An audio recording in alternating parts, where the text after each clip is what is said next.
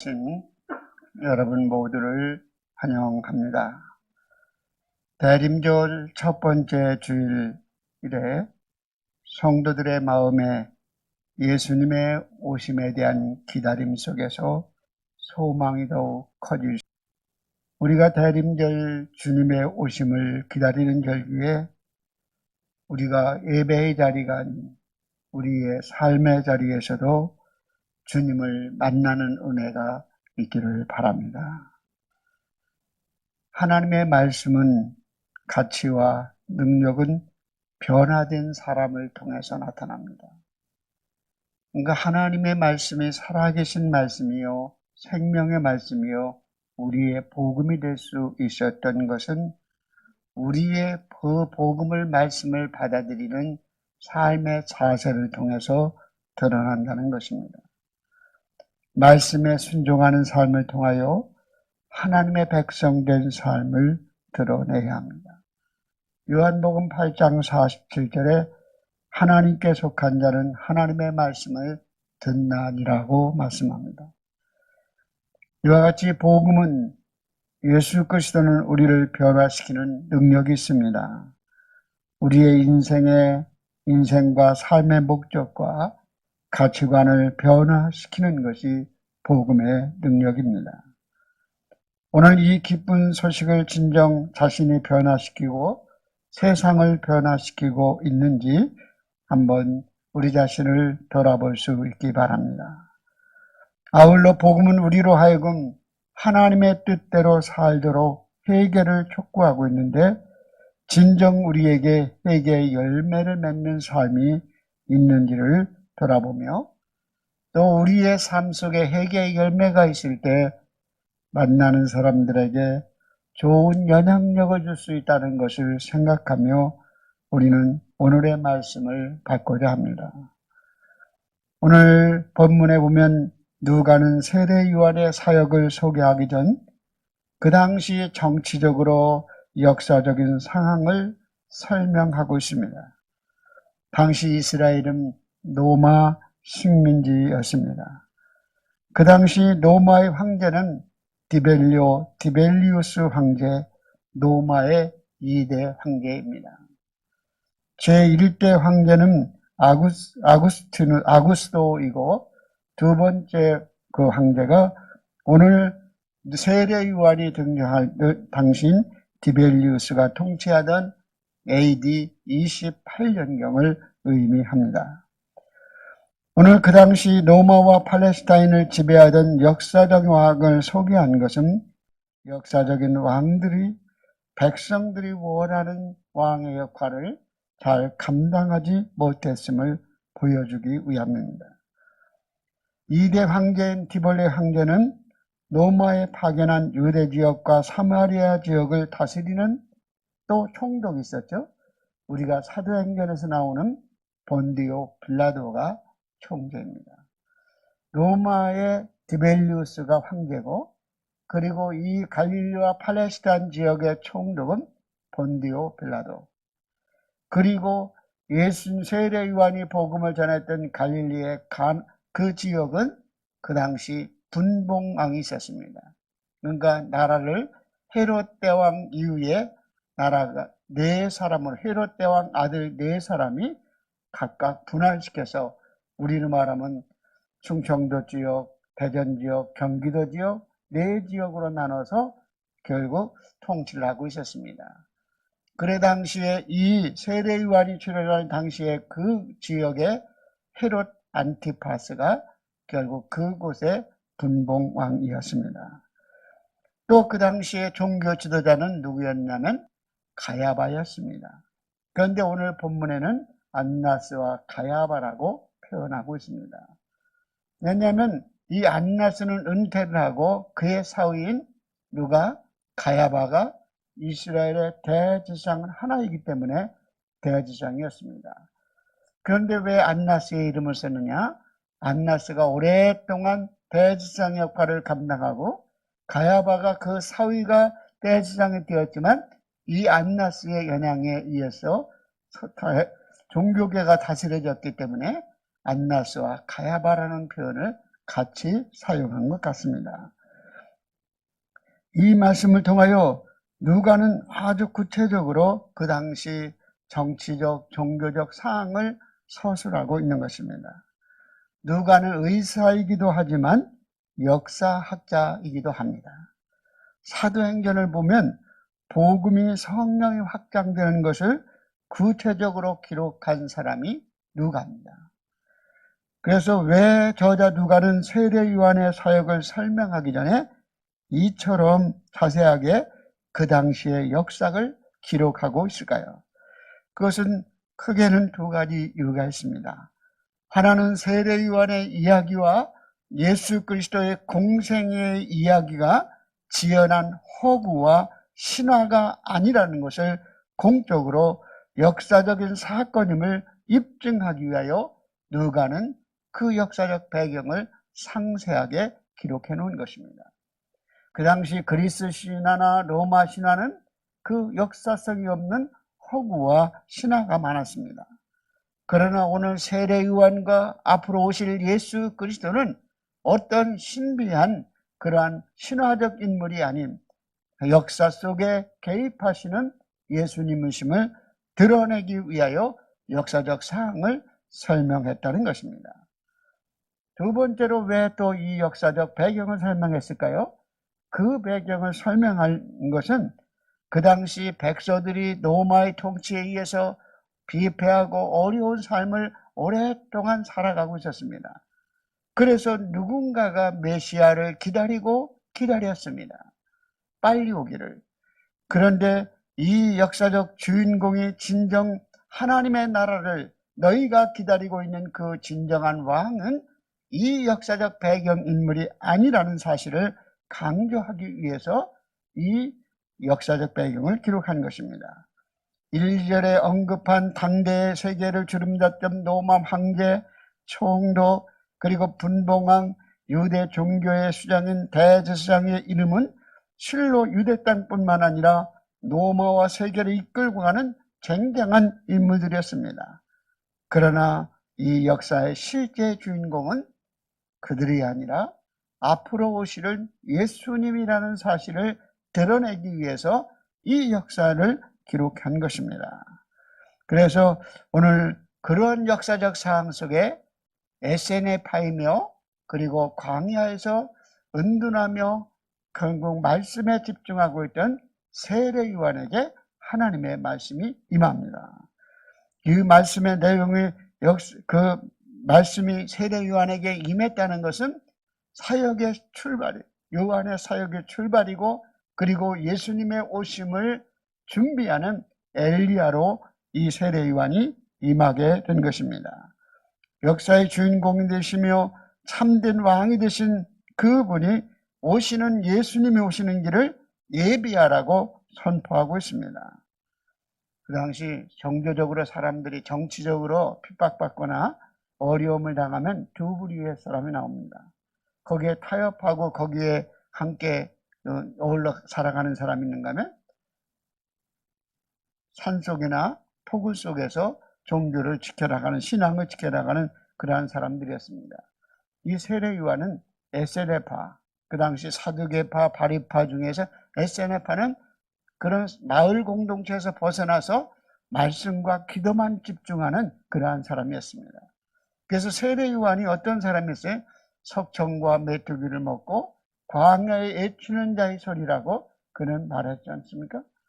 그래서 광야는 어떤 곳이냐? 빈들이지만 결국 오직 하나님을 신뢰하는 말씀을 듣는 자리가 광야인 것입니다. 그래서 사람들이 오히려 금식도 하고 산속으로 들어가는 이유는 결정적인 순간에 결국 하나님의 음성을 듣기 위한 거예요. 그 당시 400년 동안 말라기 선지자가 구약의 마지막 선지자인 말라기가 말씀을 듣고 400년 동안 말씀을 듣는 선지자가 나오지 않았던 거예요. 그런 상황 속에서 오늘 400년 후에 암흑기를 지나서 세례 요한이 말씀이 임함으로 말씀을 듣는 선지자로 다가온 것입니다. 그래서 그는 결국 세례 요한이 예수님의 오심을 준비하는 거예요. 이제 세례 요한이 소개할 예수님은 한 나라의 왕이 아니라 온 세상의 왕이요 하나님의 나라의 왕임을 선포하고 있는 것입니다. 그리고 예수님께 선포할 당시 하나님의 나라의 복음은 유대인들만 아니라 전 인류에게 영향을 미치며 우리의 삶의 모든 영향에 영향을 미친다는 것을 말해주고 있습니다. 우리는 예수님이나 하나님은 예배의 자리에서 기도와 경배의 대상일 뿐만 아니라 우리의 삶 속에서 구체적으로 주인 되시며 우리의 삶을 이끌어 가시는 하나님이심을 말씀하는 거예요. 위대하신 천지를 창조하신 하나님이 나 하나를 일일이 기억하시고 관심을 가지시는 세밀하시는 사랑의 하나님이심을 우리에게 보여주고 있습니다. 그러면서 세례요한이 두 번째로 우리가 생각해야 될 것은 예수님이 오시는 마음의 길을 만들으라는 것입니다. 세례요한의 활동에 대하여 네 복음서에 다 기록되어 있습니다. 누가복음 오늘 3장, 마태복음 3장, 마가복음 1장, 요한복음 1장 네 복음서에 세례요한의 사역에 선포하고 있습니다. 그런데 이 네 복음서에 공통적으로 나오는 것은 이사야 40장 3절을 함께 연결시키고 있다는 것입니다. 이사야 40장 3절은 너희는 광야에서 여호와께서 오시는 길을 예비하라는 말씀입니다. 그러니까 주님의 오심을 예비하라는 이 말씀이 선포된 거예요. 그런데 누가복음만은 그 3절로 머무르지 아니하고 이사야 40장 4절 5절이 함께 오늘 기록되어 있다는 것입니다. 그 4절 5절이 무엇입니까? 골짜기마다 더두어지며 산마다 언덕마다 낮아지며 거르지 아니한 것이 평탄케 되며 험한 것이 평지가 될 것이요 여호와의 영광이 나타나고 모든 육체가 그것을 함께 보리라는 이 말씀입니다. 그 이유는 무엇일까요? 그 두 가지 상징성을 있습니다. 첫 번째 상징성은 변화인 것입니다. 결국 예수님이 오시기 위하여 마음으로 받아들이기 위하여 모든 심령에 변화가 있어야 된다. 이 말은 더 종교적인 표현을 하면 회개하라는 말씀을 우리에게 주고 있는 것입니다. 하나님의 말씀이 우리 마음속에 작동되기 위해서 성령님을 우리에게 보내셨습니다. 하나님의 말씀이 생명의 말씀이 되기 위하여 성령의 역사하심이 필요합니다. 항상 우리의 마음은 현실에 집중됩니다. 눈으로 보는 현실 속에 우리의 마음이 고정되거든요. 그런데 우리는 그렇게 현실에 집중하면 의심과 두려움을 갖게 됩니다. 그러나 진정한 하나님의 나라를 추구하는 사람들은 하나님의 말씀이 우리의 마음의 길을 낼 수 있도록 해야 합니다. 우리의 마음의 길을 낼 수 있도록. 그것은 성령께서 함께 역사하실 때 가능한 것입니다.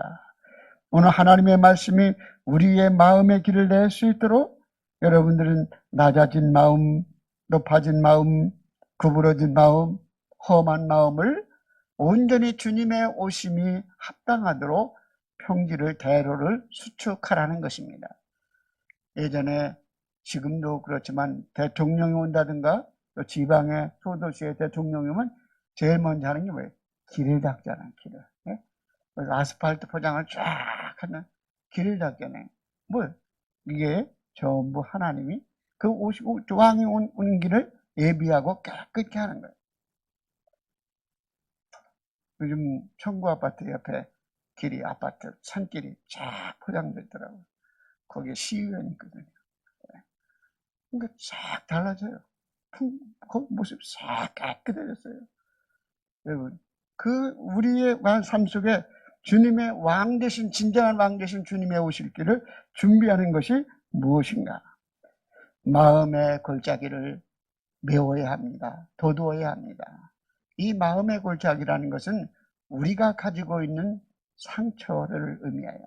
과거의 깊은 상처들을. 이 상처들은 우리에게 낮은 자존감을 갖게 하고 그리고 나는 할 수 없어. 그리고 항상 연약한 모습으로 살아가게 합니다. 그런데 주님의 은혜와 용서가 우리 가운데 임하면 그 마음의 깊은 골짜기가 메워질 수 있는 것입니다. 또 어떤 골짜기를 얘기하고 있습니까? 마음이 높은 산과 언덕과 같은 마음, 교만한 마음이죠. 이 말은 하나님이 중심되고 그리스도가 주인된 삶이 아니라 자신이 항상 주인돼서 내가 모든 일을 했다고 생각하며 내가 모든 일을 할 수 있다고 생각하는 그 교만한 마음인 것입니다. 그 교만한 마음은 하나님의 말씀이 중심이 아니라 자신이 중심이 되는 삶을 살아가는, 몇 해 전인가 우리 많은 사람들에게 많이 불렸던 노래가 있습니다. 삶의 작은 일에도 그 마음 알기 원하네. 그 길, 그 좁은 길 가기 원해. 나의 작음을 알고 그분의 크심을 알며 소망 그 깊은 길로 가길 원하네. 저 높은 솟은 산이 되기보다는 여기 오름직한 동산이 되길.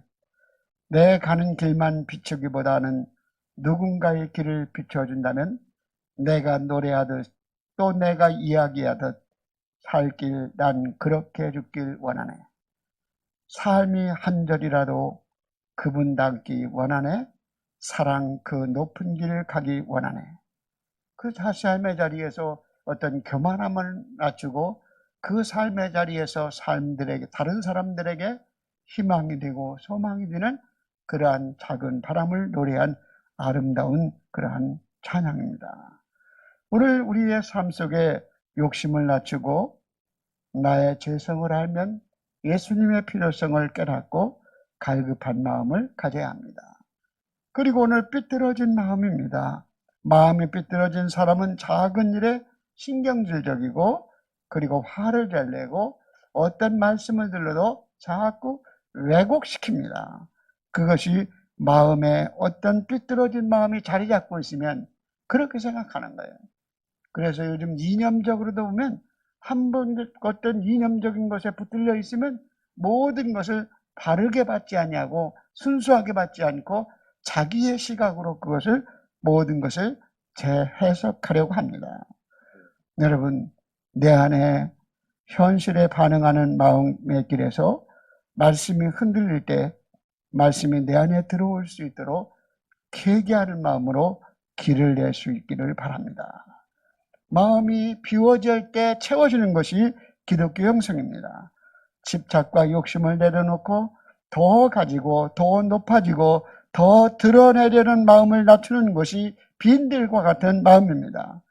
광야에서 하나님의 말씀을 들음으로 여러분의 높아진 마음이 겸손한 마음으로 낮아질 수 있기 바랍니다. 또 하나는 이 변화의 모티브가 역전의 모티브예요. 역전되는 거예요. 변화의 주체는 사람에게 있는 것이 아니라 하나님께 있습니다. 누가복음에서 강조하는 모든 부분에 주도권은 하나님께 있습니다. 누가복음 15장에 보면 잃은 양의 비유, 목자가 잃은 양을 찾아가잖아요. 한 마리의 잃은 양. 그리고 잃은 드라크마의 비유, 주인이 드라크마를 잃고 밤새도록 그 드라크마 하나를 찾잖아요. 그리고 탕자의 비유, 잃어버린 그 아들을 기다리는 아버지의 마음, 모든 주도권의 변화의 주도권은 하나님께 있음을 말씀하는 거예요.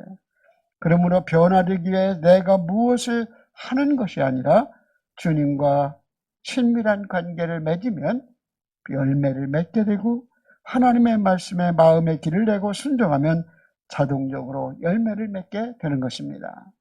우리의 힘으로 하려면 할 수가 없는 거예요. 주님과 가까이 하십시오. 그리하면 여러분들이 변화된 삶을 드러내게 될 것입니다. 그래서 오늘 역전의 모티브를 통하여 변화의 방향성이 완전히 역전되는 것을 보여줘요. 사람이 말하자면 절망적인 사람이 희망을 가지는 사람으로 바뀌고 교만했던 사람이 겸손한 사람으로 바뀌어지고 불의했던 사람이 정의로운 사람으로 바뀌어지고 모질렸던 사람들이 너그러운 사람으로 바뀌게 되고 그리할 때 예수님을 만나기 위하여 그 길로 나갈 수 있는 것입니다. 복음에 대한 또 보편성을 얘기하고 있습니다. 누가복음은 이방인들을 위한 서신이 누가복음이에요. 그래서 우리 말씀의 6절에 보면 모든 육체가 하나님의 구원하심을 보리라.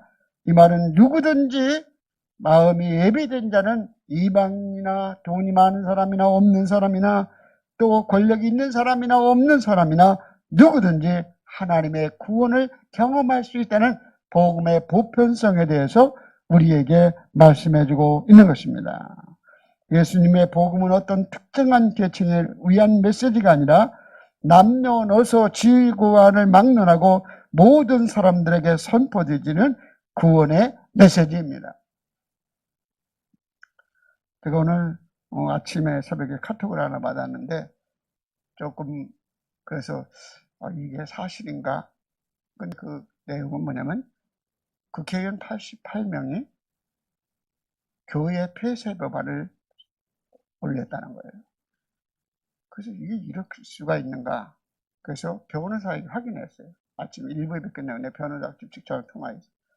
그랬더니 그 어떤 법이냐면 이 감염법을 내세워서 전에는 교회가 감염법 위반하면 300만 원 벌금이었어요. 그런데 또 2차 공고에서 또 위반하면 뭐냐면 목회자가 징역 5년을 할 수 있는 거기에 들어갔어요. 그리고 또 3차 위반하면 교회를 폐쇄 명령할 수 있는 법안을 만들어 놓은 거예요. 그것을 지금 법안이 발의됐어요. 이 정부는 창조적 소수가 아니라 사람들에게 고통과 아픔을 주는 정부 같아요. 창조적 소수는 희망을 주는 소수가 아니에요. 토인부의 얘기가 창조적 소수가 결국은 희망을 주고 이 사회를 바르게 이끌어가는 창조의 소수가 되어야 되는데 오히려 자기들의 기득권과 자기의 위치만 지키려 하는 그러한 모습을 보면 참 안타깝습니다.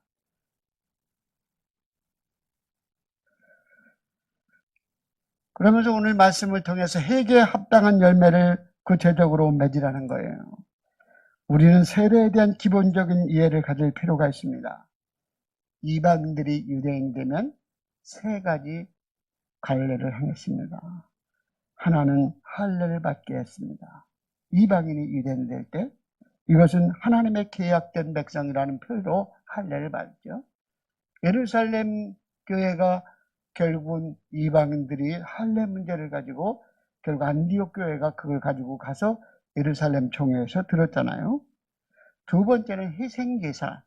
이것은 이방인들이 율법이 무엇인지 모르고 죄를 지었기 때문에 희생제사를 드림으로 하나님께 죄 용서를 구하는 의식이 희생제사를 드렸습니다. 세 번째는 세례를 받아야 한다는 것입니다. 세례를 받아야 합니다. 세례는 과거의 모든 불결한 생활을 깨끗함을 받는 것을 의미합니다. 여러분, 유대인들이 씻는다는 것은 단순히 위생적인 문제가 아니라 종교적인 의무였습니다. 그래서 유대인들은 이방인과 접촉하는 것은 불결한 사람들로 멀리하고 제약시했습니다. 오늘 이방인이 유대인이 되기 위한 그 방편 중에 세례의 문제에 대해서 예수님께서 세례요한은 무엇에 대해서 말씀하고 있는가? 제사함을 받게 하는 세례라. 이 말씀은 결국 제사함을 받게 하는 것은 물세례로 가능한 것이 아니라 요한복음 3장 5절에 니고데모를 향하여 예수님이 물과 성령으로 거듭나지 아니하면 하나님 나라에 들어갈 수 없다는 말씀처럼 오늘의 말씀에 제사함을 받게 하는 세례란 성령 세례를 의미하는 것입니다. 다시 오실 예수님은 성령으로 너희들에게 예적인 물세례로 그런 종교적 관례로 변화시키는 것이 아니라 성령의 능력으로 너희들을 변화시킬 것이라는 주님의 말씀인 것입니다. 오늘 여러분들이 늘 제사함을 받게 하는 참된 회개는 물세례만 아니라 성령 세례가 임할 때 가능한 것입니다. 세례요한은 세례 받으러 오는 무리들에게 회개에 합당한 열매를 맺으라고 말합니다. 이때 사람들이 뭐라고 답합니까? 우리가 어떻게 해야 합니까? 라고 말하잖아요. 베드로가 설교했을 때 우리가 어이할꼬 백성들이 말했던 것처럼 말씀을 듣고 내 마음이 흔들릴 때 내가 어찌해야 합니까? 라고 응답하는 사람들에게 하나님의 능력이 임하고 성령이 임하는 것입니다. 그래서 내가 하나님의 말씀을 들어서 깨우침을 받으면 깨닫는 것으로 끝나는 것이 아니라 내가 무엇을 해야 합니까라고 하나님께 내 삶을 드리려는 마음을 가질 때 주의 성령의 역사하심과 그와 더불어 우리의 삶에 진정한 변화가 일어나는 것입니다. 오늘 거룩한 백성이 되는 길은 회개에 합당한 삶을 살아갈 때 참된 회개를 이루어 진정한 하나님의 자녀가 된다고 말하며 세례 요한은 세 부류의 사람들에 대하여 지적하고 그들에 대해서 말합니다. 그 당시 증오와 경멸 대상이었던 세 부류의 사람은 세례 요한은 첫 번째 무리는 일반 평민들을 말하는 것입니다. 이는 옷 두 벌 있는 자에게 옷 없는 자를 나눠줄 것이며 먹을 것이 없는 자도 있는 자도 그렇게 할 것이라는 이 말씀을 통하여 옷 두 벌 없는 사람이 어디 있겠습니까? 그런 나누라는 거예요. 한 벌 없는 사람에게. 이 말씀의 의미는 누구나 다 자신의 어떤 가지고 있는 것에 대한 애착과 욕심을 내려놓고 나눔과 희생의 삶을 살아가는 성도가 될 것을 우리에게 말씀하는 거예요. 부자들만 돈에 욕심이 있는 것이 아닙니다. 나는 부자가 아니기 때문에 돈에 욕심이 없다고 생각하지만 그렇지 않습니다. 성경은 왜냐면 가난하든 난 돈 때문에 늘 돈 하며 돈에 매여서 늘 짜증내고 불평하고 원망하는 사람은 돈의 욕심이 강한 사람이에요. 왜? 돈마다 종교 어디 있겠어요? 네. 뭐니 해도 머니가 최고고 돈 때문에 돈다고 그러잖아요. 그런데 이게 뭐예요? 그러니까 우리의 삶 속에 결국은 우리는 부자가 아니기 때문에 난 돈에 욕심이 없습니다가 아니고 내가 돈에 애착을 갖고 거기에 집착된 삶을 살아가는 것, 그것도 돈에 붙들린 사람이에요. 욕심이 있는 사람이에요. 그래서 참된 회개는 무엇을 받을 것인가가 아니라 무엇을 드릴까를 생각하는 사람들이 주님의 오심을 준비하는 사람들임을 말씀하고 있는 것입니다. 또 세리들에 대한 이야기입니다. 세리들이 우리가 무엇을 할까요? 세리들이 그렇게 얘기하잖아요. 부과된 것 외에는 거두지 말라. 그 당시 로마의 세법에 의해서 세금을 팔레스타인들이 냈습니다. 또 팔레스타인 나름대로 또 세법이 있었습니다. 그래서 세법이 있는데 세리들이 그 세법을 이용해서 세금을 세법보다 더 많이 부과시켜서 백성들을 더 어렵게 만드는 그러한 그 세리들이 있었습니다. 우리 삭개오가 그 당시 소외되게 살아간 것은 결국은 그 당시의 세리가 그러한 통념적인 의미를 갖고 있었기 때문에 그렇습니다. 예전에 우리나라도 투명하기 전에는 그랬잖아요. 그러나 지금은 많이 우리나라가 투명해지고 그런 부분에 법에 의해서 다스려지고 있는 그러한 시대 속에 살아가기 때문에 그런 문제는 적습니다. 중요한 것은 그 세리들을 향하여 백성들을 너무 괴롭히지 말라. 세 번째는 군인들에 대한 이야기입니다. 군인은 국민을 보호해야 될 사람인데 오늘 말씀이 오늘 14절까지 읽어야 되는데 본문을 짧게 했기 때문에 여러분 다 안 읽어서 그래요. 14절까지 꼭 읽어보세요. 군인들이 사람들을 강탈하지 말며 거짓으로 고발하지 말며 받은 급료로 족한 줄 알라. 요세푸스의 기록에 의하면 요세푸스는 이스라엘의 역사를 기록한 최고의 학자입니다.